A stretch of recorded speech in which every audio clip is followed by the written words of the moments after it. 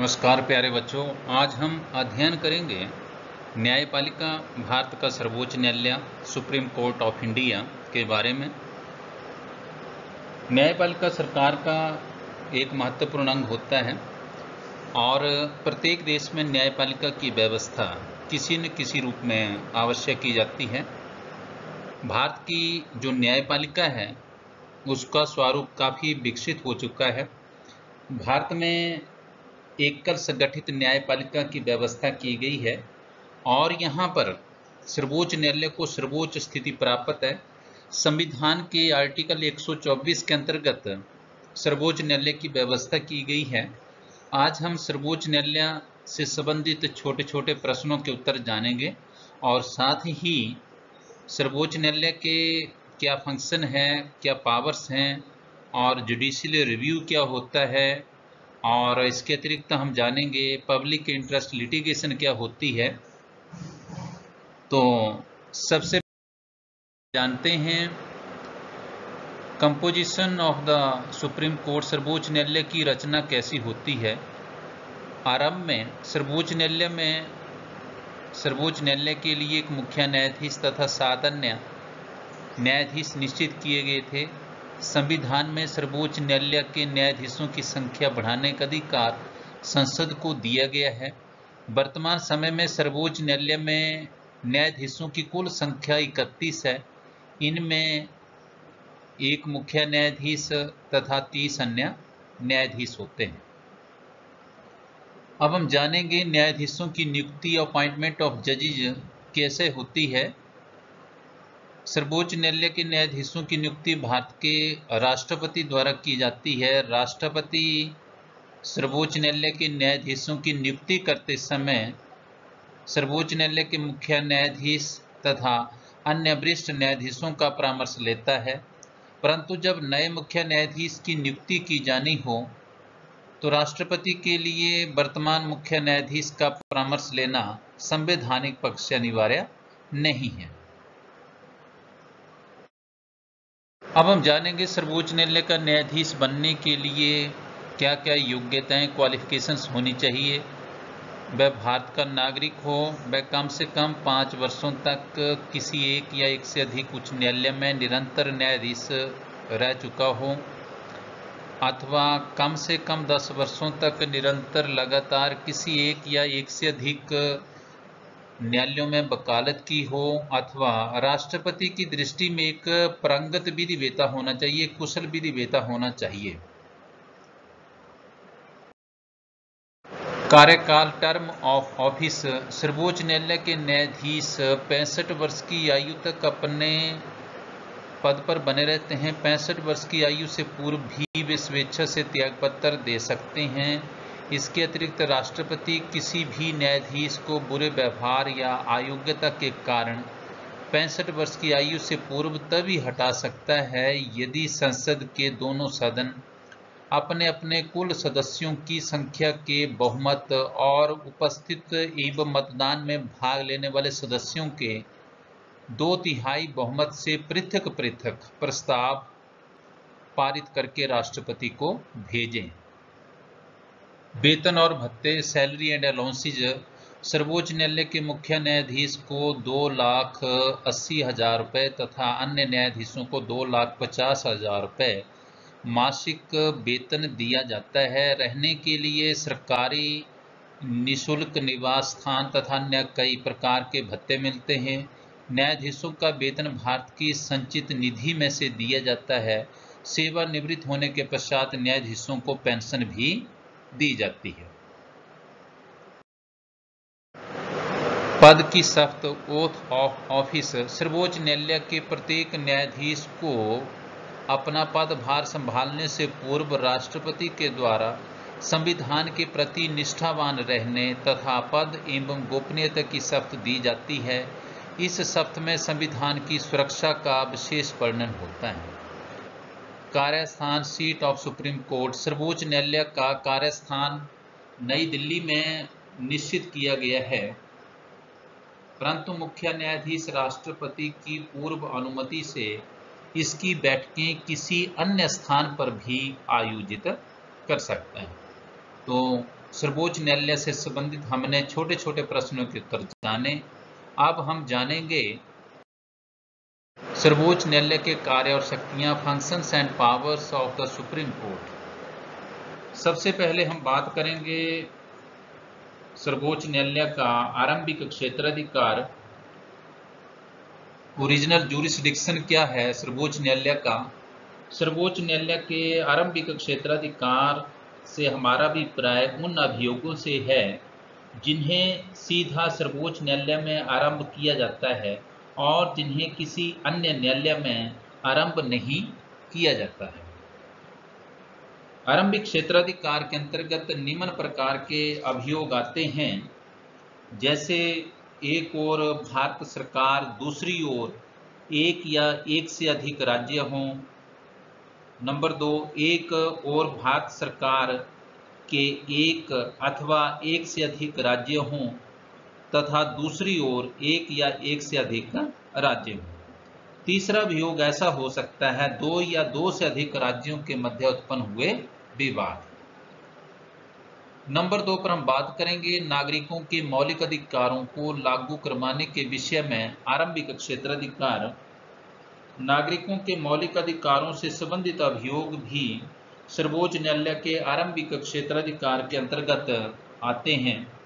यदि नागरिकों के मौलिक अधिकारों का उल्लंघन होता है तो नागरिक अपने अधिकारों को लागू करवाने के लिए सीधे सर्वोच्च न्यायालय की शरण ले सकते हैं।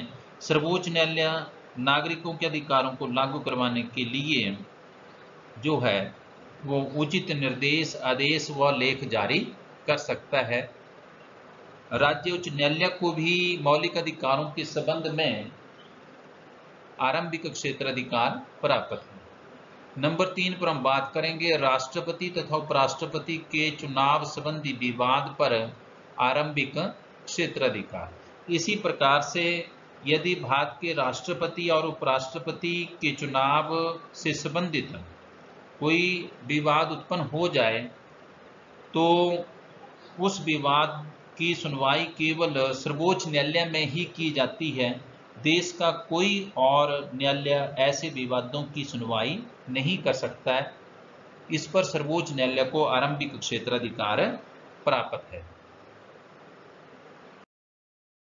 अब हम बात करेंगे परामर्श के विषय में क्षेत्राधिकार। भारत के सर्वोच्च न्यायालय को जो है वो परामर्श के विषय में भी क्षेत्राधिकार प्राप्त है, जिसके अंतर्गत कि ये है कि भारत के राष्ट्रपति को किसी वैधानिक विषय या समस्या के संबंध में सर्वोच्च न्यायालय से परामर्श लेने का अधिकार दिया गया है। भारत का राष्ट्रपति जो है वो आर्टिकल 143 के अंतर्गत 143 के अंतर्गत जो है वो किसी वैधानिक विषय या समस्या के संबंध में सर्वोच्च न्यायालय से परामर्श ले सकता है। अब और भारत में ऐसा जो एडवाइजरी फंक्शन का कार्य है ये भारत के सर्वोच्च न्यायालय को दिया गया है। फिर हम बात करते हैं सर्वोच्च न्यायालय की व्याख्याकार तथा रक्षक, interpreter and guardian of the constitution. इसी प्रकार भारत का जो सर्वोच्च न्यायालय होता है वो संविधान का अंतिम व्याख्याकार होता है और संविधान का रक्षक भी होता है। यदि संविधान की कोई धारा या भाग जो है वो अस्पष्ट है तो उसकी स्पष्ट व्याख्या जो है वो भारत के सर्वोच्च न्यायालय द्वारा की जाती है और उसके द्वारा की गई व्याख्या जो है वो अंतिम होती है, जिसको कहीं चुनौती नहीं दी जा सकती। इसी प्रकार से भारत का जो सर्वोच्च न्यायालय है वो भारत के संविधान का रक्षक भी होता है। यदि हमारे देश की विधान पालिका या संसद कोई ऐसा कानून बनाए या कार्यपालिका कोई ऐसा अध्यादेश जारी करे जो संविधान या उसकी किसी धारा, भाग या संविधान की भावना के विरुद्ध हो, तो भारत का सर्वोच्च न्यायालय उस कानून या अध्यादेश को रद्द कर सकता है।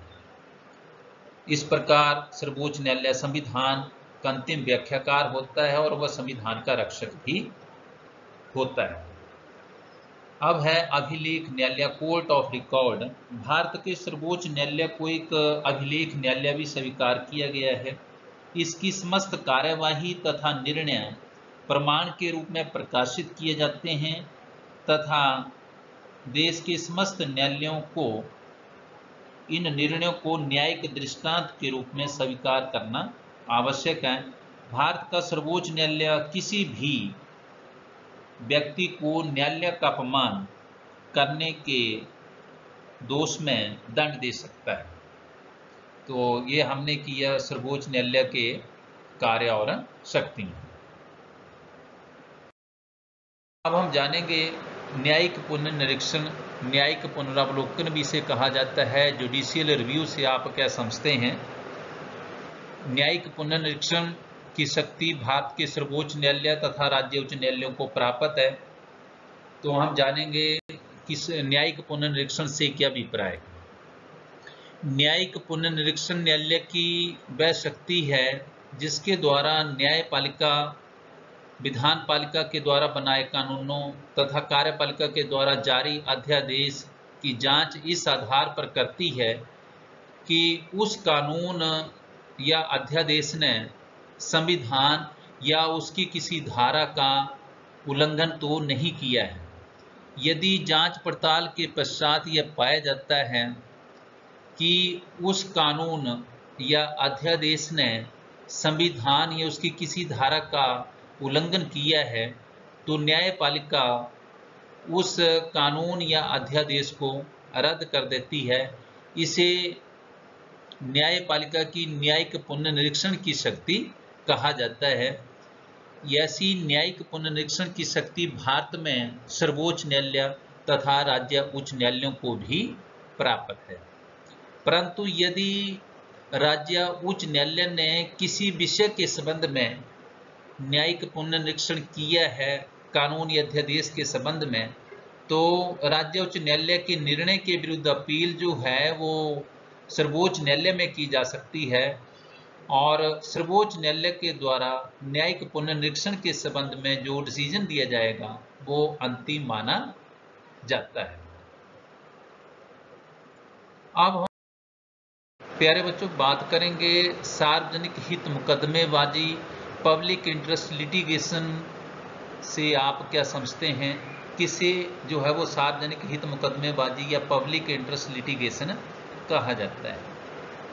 बिल्कुल संक्षेप में बताने का प्रयत्न करूंगा।